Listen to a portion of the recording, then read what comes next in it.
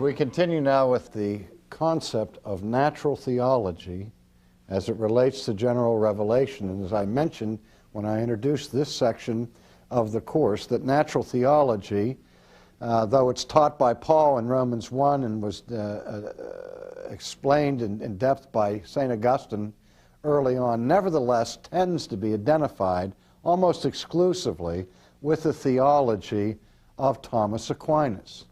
And many people, particularly among Protestants, have an antipathy or an allergy against natural theology as a consequence, as they see it as something inherently and uniquely Roman Catholic and therefore incompatible with Protestantism. Well, I differ with that view, and I also see that St. Thomas has suffered from severe attacks in the 20th century about his contribution, particularly in a negative vein, to the problems that we have in secular philosophy today. I counted Francis Schaeffer as a very close personal friend. We did many things together. He had a tremendous influence on me, and we agreed on just about everything in the world in theology and in philosophy. But the one point where we really disagreed was over his assessment of Thomas Aquinas, because Dr. Schaeffer made the statement repeatedly that it was St. Thomas Aquinas who separated nature and grace. Now, I want to explain that a little bit today. The idea that Schaeffer talked about was that grace or supernature is up here and nature is below it, and in between there is some barrier where the supernatural realm is somehow cut off from the realm of nature.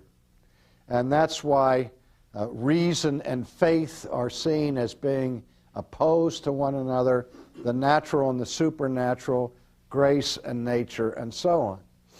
And what my defense of St. Thomas Aquinas is this, that the last thing that ever entered Thomas's mind when he was writing his Summas, his Summa Contra Gentiles and his Summa Theologica, his great works on theology and apologetics, is that the last thing he was trying to do was separate nature and grace.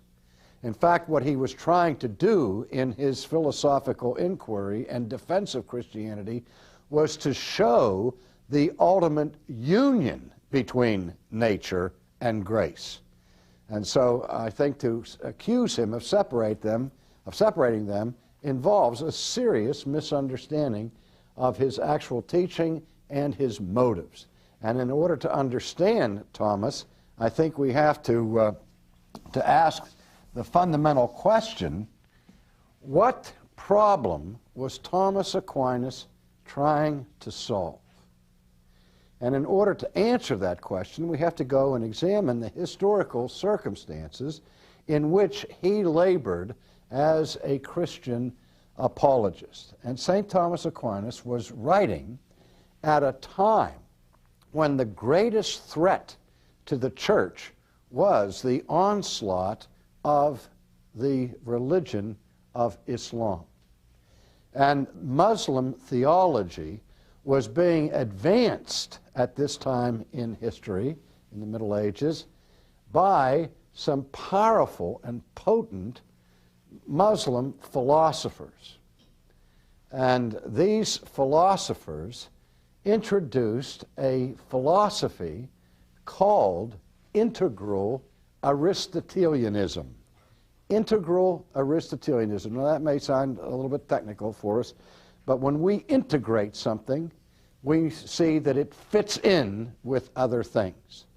And so what Averroes and Avicenna's were doing as Arabic philosophers was an attempt to create a synthesis between Muslim theology on the one hand and the philosophy of Aristotle on the other, trying to merge Aristotle with Islam. And hence they were called integral Aristotelians.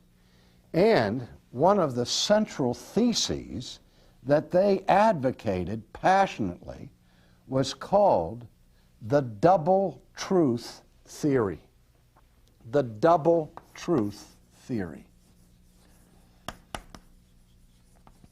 Now, I'm going to take the time to go over this, not just because we're interested in past historical controversies, but because what Aquinas was wrestling with in his time, with the Islamic philosophers, is so closely parallel to what we encounter in the world of contemporary thought in our own times.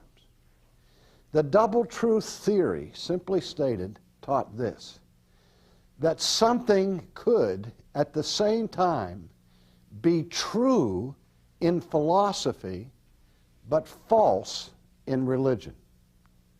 Or conversely, could be true in religion, but false in philosophy. Or to put it another way, it could be true in science, but false in theology. Or true in theology, but false in science. Now, if I could take that idea and transfer it to our own day, it would be like this. We have people in this world who believe in macroevolution, who believe that the origin of the human race and of the universe has come to pass through the gratuitous collision of atoms, and that man has emerged from the slime as a result of a cosmic accident with no definitive purpose in view, and is destined to annihilation, so that the origin of humanity is in meaninglessness and the destiny of humanity is meaningless.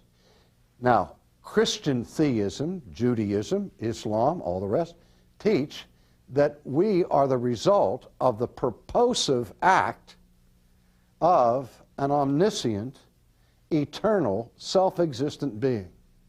That God, through his wisdom and power, intentionally created human beings in his own image for an eternal purpose. Now, those two views of the origin and the destiny of human beings, I can't imagine could have any greater difference than those two approaches to human significance.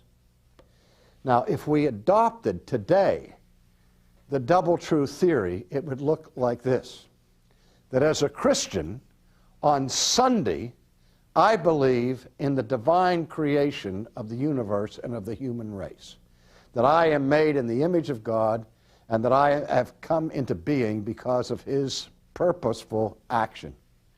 But then Monday, Tuesday, Wednesday, Thursday, Friday, Saturday, I believe that I'm a cosmic accident that's emerged from the slime. I'm a grown-up germ with no significance whatsoever. And that I believe both of those.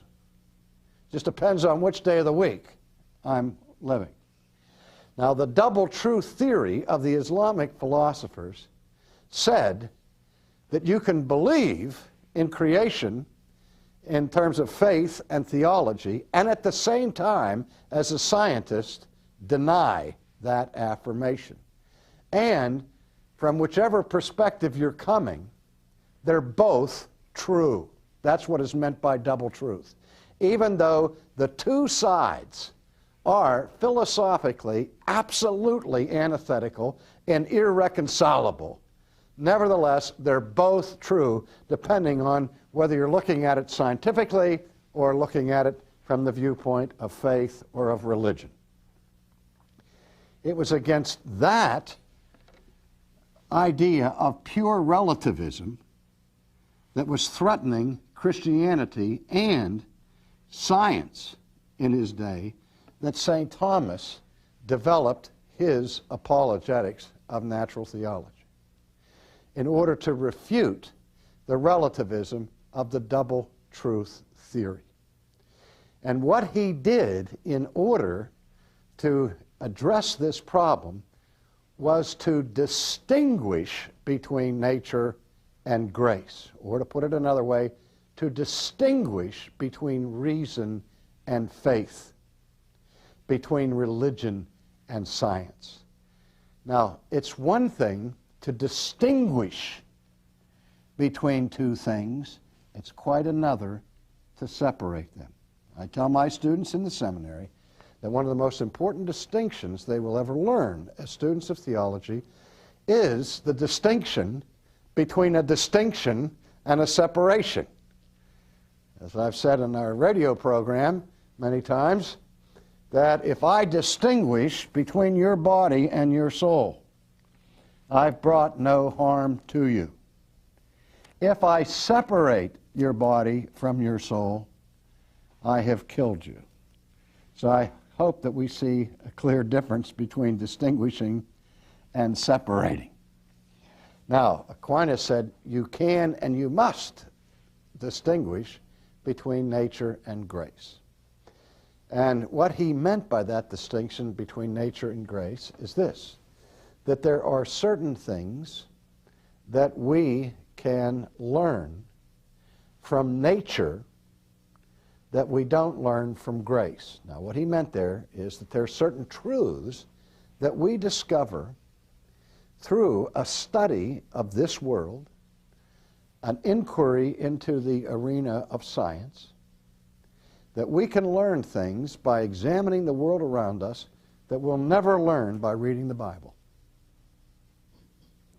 The Bible doesn't teach us anything about the circulatory system of the human body. The Bible doesn't teach us anything about molecular biology. Those are things that we discover through a careful examination of the world around us, through a study of nature. And that study of nature produces things that we can't learn from the Bible. At the same time, there are things that we learn from grace or from the Scriptures that we'll never learn in a laboratory. You can study nature all you want, and you'll never come up with God's way of salvation. That comes to us from His revelation in sacred Scripture.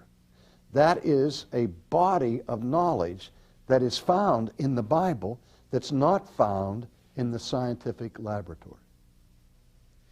So do you see how he's distinguishing here between what you can learn by studying nature by itself and what you can learn by studying the Bible?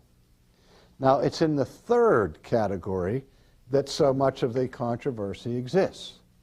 Aquinas says, in addition to that knowledge that can be garnered through a study of nature and that which can be learned from the Bible, there is a third category, which he called the articulus mixtus, or in simple English, the mixed articles. And the mixed articles refer to those truths that can be known or learned either from the Bible or from a study of nature. And chief among those articles that can be known either from a study of nature or from a study of the Bible is the existence of God. In other words, he's saying, you don't have to read the Bible to know that God exists. Now, why do you think he would say that? Because he was already a proponent of natural theology. He was saying that the Bible itself teaches us that there's another way to know that God exists, namely through a study of nature. And by the same token, you can learn of the existence of God certainly by opening up the pages of the Bible. Now, what happens when you open to the first page of the Bible? The very first sentence in the Bible reads, "In the beginning, God created the heavens and the earth." Now, some apologists make a big thing out of that. They say, look at here. On the first page of Scripture, God is announced. God is proclaimed. God is virtually, tacitly assumed. There is no attempt by the author of Genesis to prove the existence of God before he sets forth an expression and revelation of the work of God. But rather, it's just assumed that there is a God, because all that it says in the beginning is, in the beginning, God. And some people believe that is the death blow to apologetics, saying we shouldn't even be arguing for the existence of God because the Bible doesn't argue for the existence of God. The Bible assumes the existence of God. And my answer to that, as well as St. Thomas's answer to that, is for the Bible to argue the existence of God would be like carrying coals to Newcastle, because it's completely unnecessary, because the God of the Bible has already, before one word of the Bible was ever written, from the day of creation, has proven his existence conclusively through nature. So that when anybody comes to the Bible and picks up the Bible that tells us a whole lot more about God than we can ever learn through the study of nature, are people who come to it already having received the general revelation of God that he gives to us in nature. And so, there's not need for God to prove himself twice, as it were. He's already displayed himself to every human being before they're even able to read.